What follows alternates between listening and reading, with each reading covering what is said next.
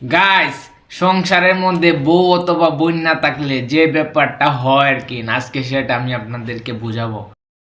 Guys, বোন এবং বউয়ের এই দুইজন যদি সংসারের মধ্যে থাকে, কখনো সংসার অগোছালো হবে না।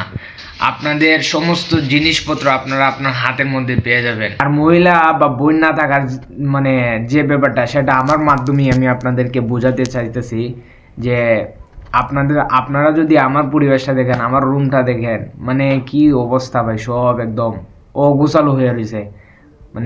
কি বলবো, নিজে অলসতার কারণে আর গুছাতে এতটুকু সময় পাই না, গুছাইতেও পারি না অলসতার কারণে।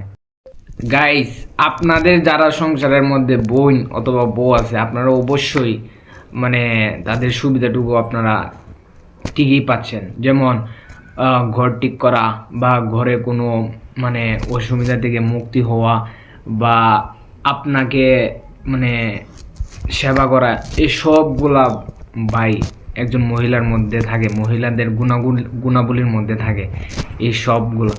তাই যে সংসারে বোন বা বউ থাকবে ভাই, সেই সংসারটা অনেক সুন্দর এবং পরিষ্কার পরিচ্ছন্ন থাকবে। সেটা বলার কোনো দরকারই নেই, সেটা সবাই জানেন, যাদের ঘরে বা যাদের বাসায় বোন অথবা বউ থাকে আপনারা সবাই জানবেন। কিন্তু আজ আমার বাসায় কোনো বউ অথবা বোন না থাকার কারণে গাইজ, আজকে আমার বাসার যে অবস্থা, সেটা আজকে আমি আপনাদেরকে তুলে ধরবো।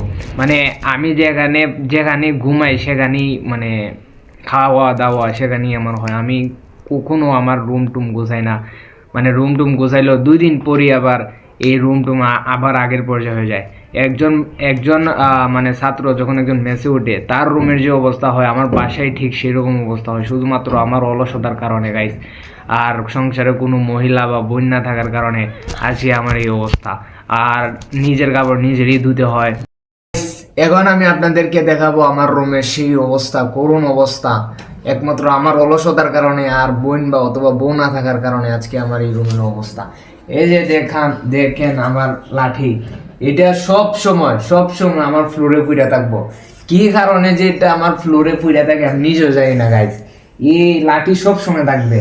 তারপর এই যে চাদর মনে হয় যে সময় রুম গোছাই গাইস, সে সময় চাদরটা থাকে, 2 দিন পরে চাদর যে কোন দিকটা যায়, কই যায় গাইস, এটা আমি নিজেও জানি না।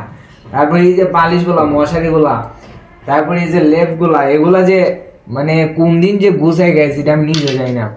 এই যে আমার সুপার অবস্থা দেখেন, এই যে সুপার অবস্থা, সুপার প্যান্ট, তারপরে এই যে চার্জার, এগুলা কোন দিন যে আমি ঠিক করছিলাম গাইস, এগুলা আমি নিজেও জানি না গাইস।